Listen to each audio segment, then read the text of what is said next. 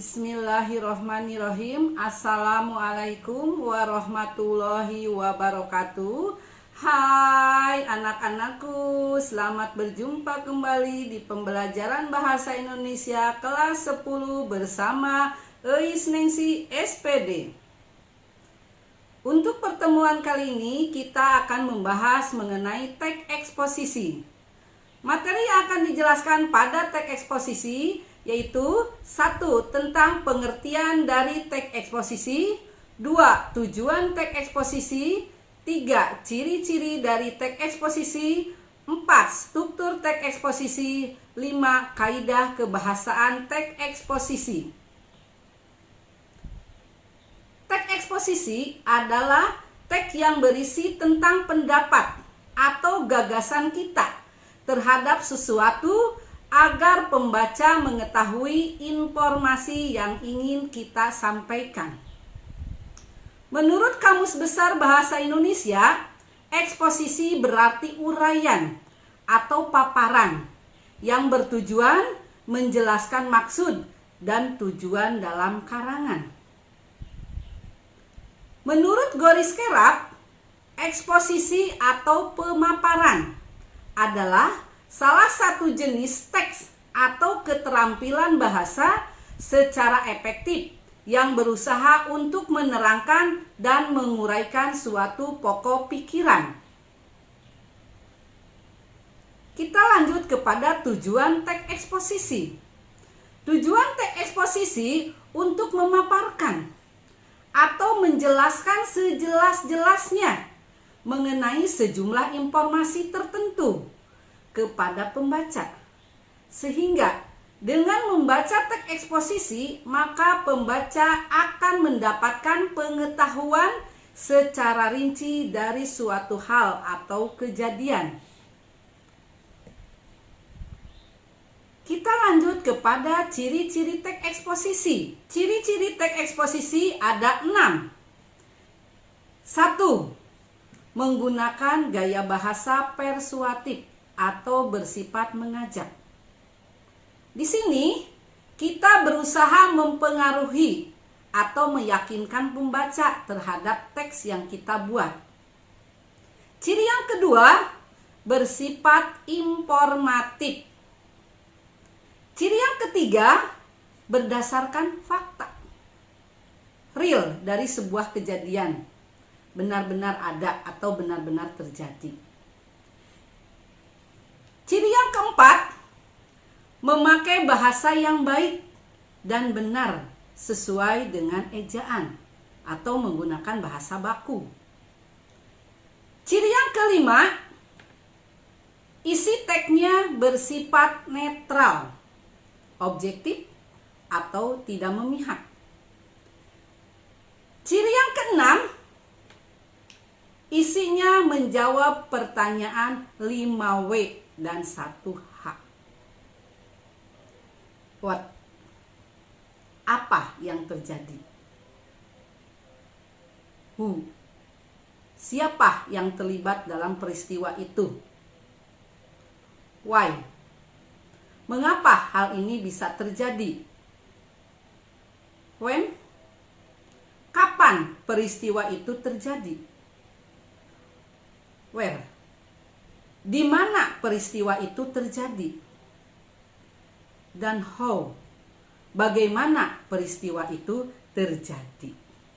Struktur teks eksposisi terdiri dari 3. 1. Tesis atau pernyataan pendapat.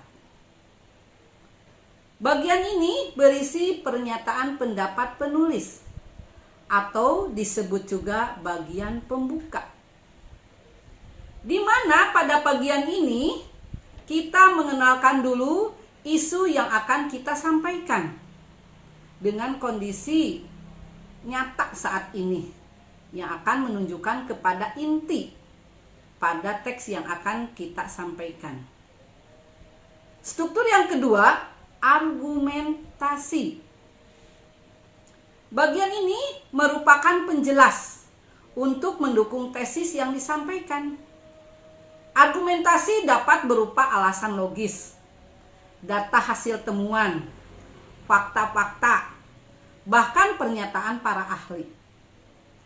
Argumen yang baik harus mampu mendukung dan meyakinkan pendapat yang disampaikan penulis atau pembaca. Struktur kebahasaan teks eksposisi yang ketiga yaitu penegasan ulang pendapat. Bagian ini bertujuan menegaskan pendapat awal serta menambah rekomendasi atau saran terhadap permasalahan yang diangkat. Baik, kita lanjut kepada kaidah kebahasaan.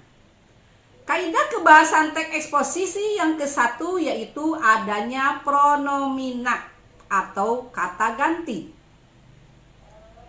Pronomina itu ada pronomina persona, pronomina non persona, dan pronomina penanya. Pronomina persona atau kata ganti orang. Ada kata ganti orang ke-1, ada kata ganti orang kedua, dan ada kata ganti orang ketiga. Kata ganti orang ke-1 yaitu orang yang berbicara, baik tunggal maupun jamak. Misalnya, kata ganti orang ke-1 tunggal, saya, hamba, beta, dan sebagainya. Yang jamak, kami, kita. Kata ganti orang kedua yaitu orang yang diajak bicara. Contohnya, kamu, Anda, engkau. Yang jamak, kamu sekalian, kalian. Kata ganti orang ketiga yaitu orang yang dibicarakan, baik tunggal maupun jamak. Contohnya, yang tunggal, dia, ia. Yang jamak, mereka, dan sebagainya. Pronomina non personal atau kata ganti penunjuk. Misalnya, ini, itu, sini, situ, dan sebagainya. Pronomina penanya, misalnya, apa, mana, siapa. Kaidah kebahasaan teks eksposisi yang kedua menggunakan konjungsi atau kata penghubung. Teks eksposisi menggunakan konjungsi dalam kalimat-kalimatnya. Konjungsi atau kata penghubung dalam teks eksposisi berfungsi agar argumen penulis dapat diperkuat dengan memberi alasan-alasan pendukung. Contoh konjungsi yang sering digunakan dalam teks eksposisi, misalnya sedangkan, kemudian, lebih lanjut, sementara, ketika, agar, supaya, melainkan, dan sebagainya. Kaidah kebahasaan teks eksposisi yang ketiga menggunakan kata leksikal. Dalam teks eksposisi juga menonjolkan penggunaan kata-kata leksikal. Yang dimaksud kata leksikal adalah kata-kata yang menunjukkan nomina, verba, adjektiva, dan adverbia. Kata-kata ini memberi fungsi masing-masing pada kalimat yang ada pada teks eksposisi.